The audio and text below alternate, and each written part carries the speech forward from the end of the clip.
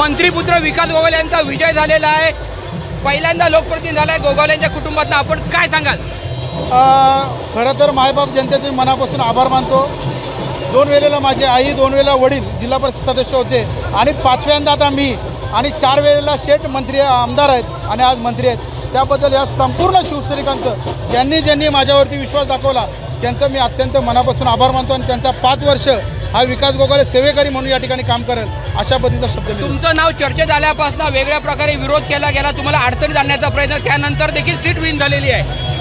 जनतेने निवडणूक हातामध्ये घेतली होती आणि जनतेने निवडणूक हातामध्ये घेतल्यानंतर काय होतं हे आज चित्र स्पष्ट झालेलं आहे. आपण जर पाहिलं तर महाड, पोळातपूरसह रायगडमध्ये विजय मिळाला. रायगडच्या विजयाबद्दल काय सांगाल? रायगड आता जवळपास आम्ही 15-20 सीटांनी आघाडीवरती आहोत. बघूया, बहुमत जनतेने दिलं तर जनतेचं खरोखर अत्यंत मनापासून आभार आहोत. महाड, पोळातपूरमध्ये चांगला विजय आलेला आहे. त्याबद्दल सर्व शिवसैनिकांचा आभार. रायगडच्या जिल्हा परिषद अध्यक्षपदासाठी कसं असेल?